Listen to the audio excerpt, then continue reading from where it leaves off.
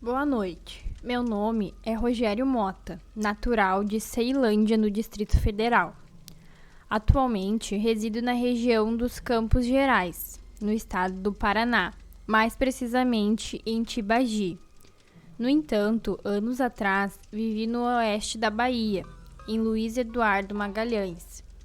Naquela época, eu trabalhava como motorista para uma empresa e transportava a produção agrícola até Salvador. A paixão pelas estradas e pelo volante vem desde cedo, herdada do meu pai, que também é caminhoneiro. Hoje em dia, ele realiza pequenos fretes para complementar a renda, enquanto eu já percorri boa parte do Brasil, especialmente na Bahia. Na Bahia, existe um trecho de cerca de 200 quilômetros na BR-242, que se inicia no início da subida da Serra de Mangabeira e finaliza em um povoado chamado Tanquinho de Lençóis. Durante as madrugadas, há relatos de que ocorrem alguns eventos sobrenaturais nessa região, que fazem as pernas tremerem e os cabelos ficarem arrepiados. Eu mesmo já fui testemunha desses fenômenos e, sinceramente, foram momentos apavorantes que me fizeram repensar a minha vida e minhas escolhas.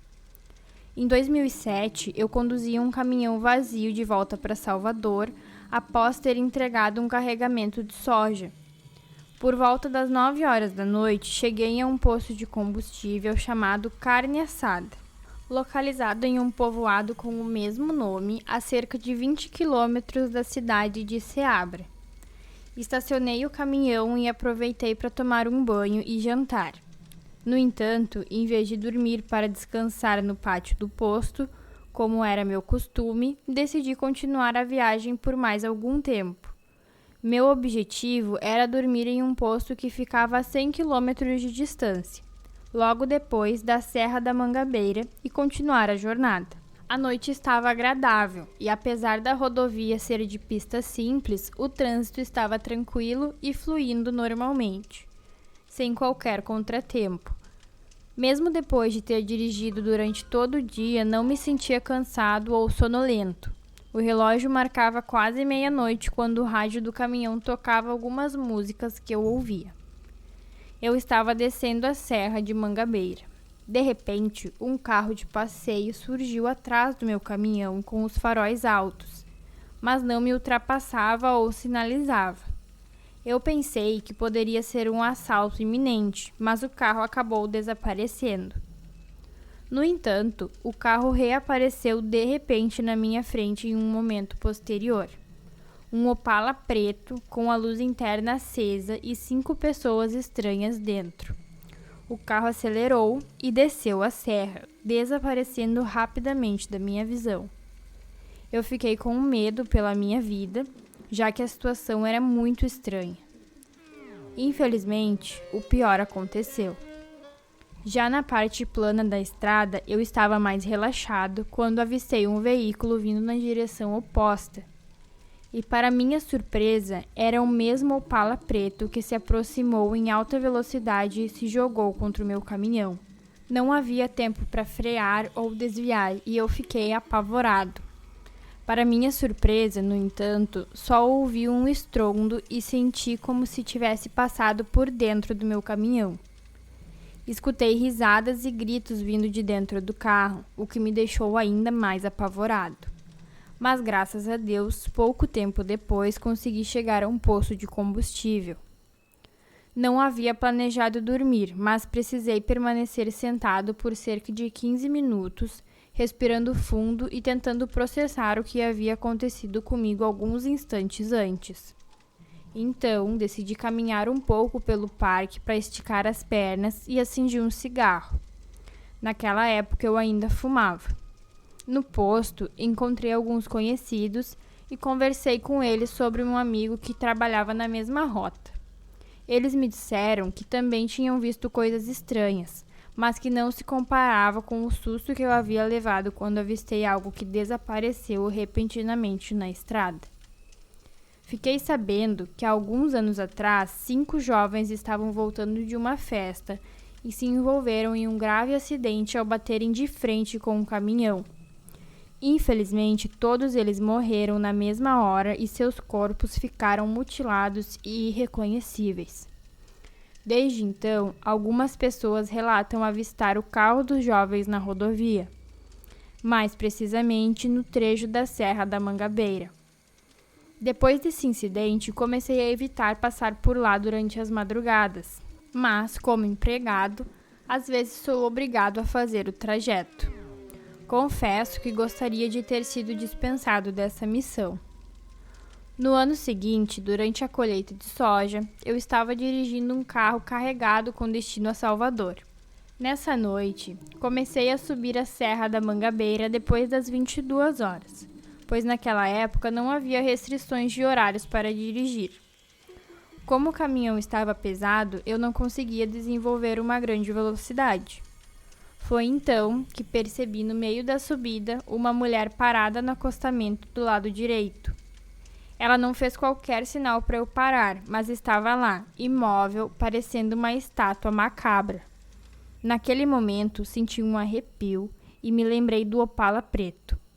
Fiz o sinal da cruz e continuei dirigindo, mas ouvi um barulho estranho vindo da lateral da carroceria. Quando olhei no retrovisor, vi que a mulher estava conseguindo acompanhar o caminhão pelo acostamento. Mesmo com a velocidade baixa, era impossível que ela me acompanhasse. Foi nesse momento que o meu terror se intensificou. Depois de cerca de 15 minutos, eu olhei para minha direita e vi aquela mulher em pé no estribo, do lado de fora da cabine olhando para dentro. No entanto, percebi que não era exatamente uma mulher, mas sim um demônio com um rosto vazio e um olhar assustador.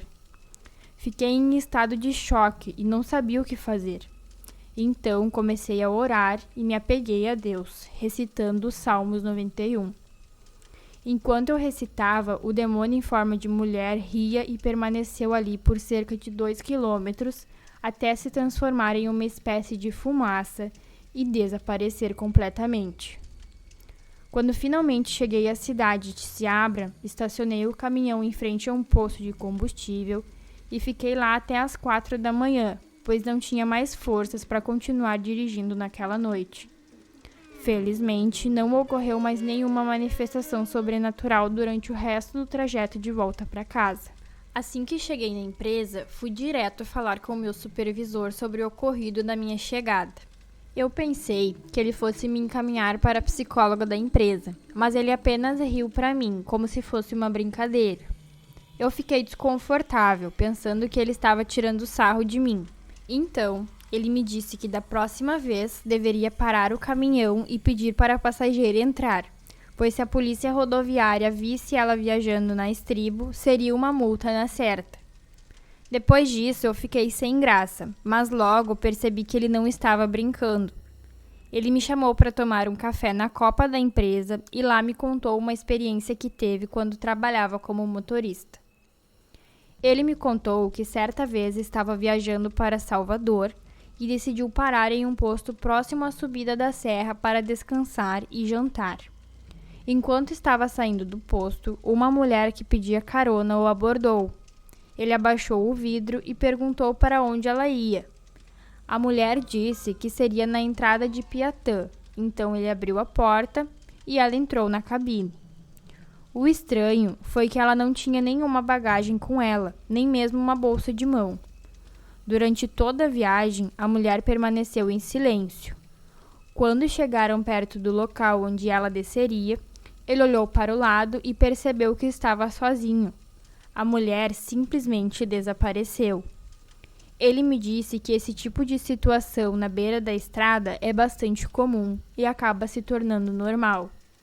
Ele me aconselhou a rezar e tentar ignorar as bizarrices que eu pudesse encontrar na estrada. Seguindo o conselho dele, eu passei a ignorar todas as coisas estranhas que encontrava pelo caminho, e foram muitas, fingindo que elas não estavam ali. Meu supervisor foi muito compreensivo e me deu umas férias, prometendo que iriam me ajudar. Após minhas férias, meu supervisor ofereceu uma transferência para outra cidade, já que o grupo possuía outras empresas espalhadas pelo Brasil. Assim, eu fui transferido para a cidade de Tibagi e nunca mais passei pelo lugar onde aconteceu tudo aquilo. Mesmo assim, ainda mantenho contato com alguns amigos de lá, através do Facebook e WhatsApp. E de vez em quando, eles me contam que viram coisas muito estranhas naquela estrada. Eu não sei dizer se eles estão falando sério ou apenas brincando, mas tenho certeza do que eu vi naquela noite.